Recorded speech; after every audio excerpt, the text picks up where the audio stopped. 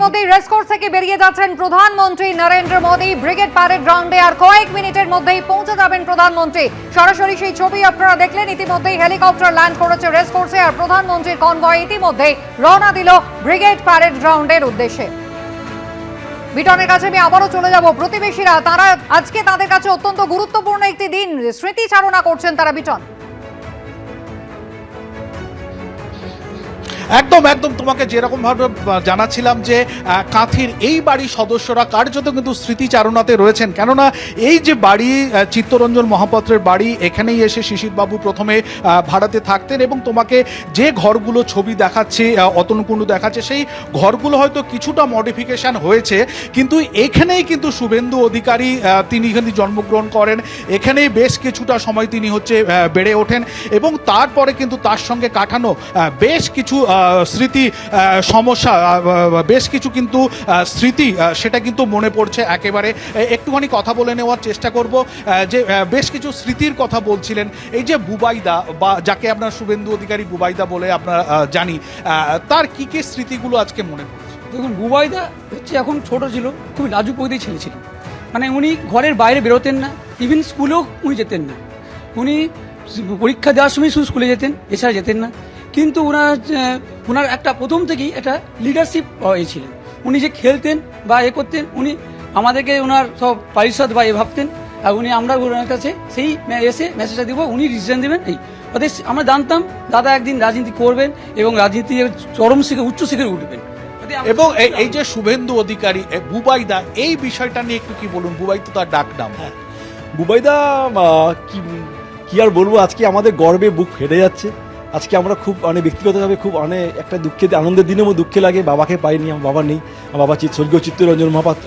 তো বাবা কে বুবাইদা প্রচণ্ড রেসপেক্ট করতেন, বাবাও বুবাইদাকে প্রচণ্ড ভালোবাসতেন। তো ওই দিনটা একটু মিস করবো। তো বুবাইদা তো আমাদের এই বাড়ির সঙ্গে একেবারে রক্তের মতন সম্পৃক্ত। অর্থাৎ রক্তের সম্পর্ক রয়েছে কিন্তু এই মহাপাত্র পরিবারের সঙ্গে, এবং এই জায়গাগুলোতেই কিন্তু বুবাইদা অর্থাৎ শুভেন্দু অধিকারী ছোটবেলাতে তিনি খেলে বেড়াতেন, একসঙ্গে বড় হয়ে ওঠা। এই যে শুভেন্দুদা ছোটবেলা থেকে কীরকম প্রকৃতির ছিল, কীরকম ভাবে আধ্যাত্মিকতা কি তার ছোটবেলা থেকেই ছিল, কি জান? খুব পুজো টুজো করবে একসঙ্গে সবাই। ভাইফোঁটা আমি তো ভাইফোঁটা দিতাম। আমরা 4 বোন সবাই ভাইফোঁটা দিতাম। আর তারপরে ওর পুজোর আমাদের এখানটায় আশ্রম ছিল, আমাদের ঠাকুর অনুকূলচন্দ্রের আশ্রম। মানে সেখানে তো আমাদের প্রত্যেক দিন গান টান সব কিছু হতো, সব যেত, বসতো, আমরা সবাই বসতাম একসঙ্গে। খুব মানে ঠাকুরের একটা প্রত্যেক দিন একটা নিয়ম মতো চলতো, সে খুব ভালো। শুভেন্দু বাবুর বাড়িতে তো জগদ্ধাত্রী পুজো খুব বড় করে হয়, সেক্ষেত্রে কি আপনারাও অংশ নেন? হ্যাঁ। তখন শুভেন্দু অধিকারীর ভূমিকা কেমন থাকে জগদ্ধাত্রী পুজোতে? ও তো ব্যস্ত মানুষ, আমরা হয়তো দেরি করে গেলাম যে যার বাড়ি থেকে, তখন হয়তো সে পুজো দিয়ে চলে গেছে, এইরকমই হয়েছে। কিন্তু মাসিমারা আমাদের প্রচুর ভালোবাসেন।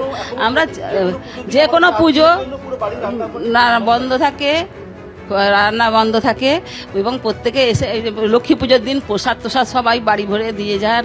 খুবই আমাদের ওতপ্রোতভাবে জড়িত। অর্থাৎ যে পরিবারে তার ছোট থেকে বড় হয়ে ওঠায়, এই মহাপাত্র পরিবারের সঙ্গে কিন্তু অধিকারী পরিবারের আত্মিক সম্পর্ক কিন্তু রয়েই গিয়েছে।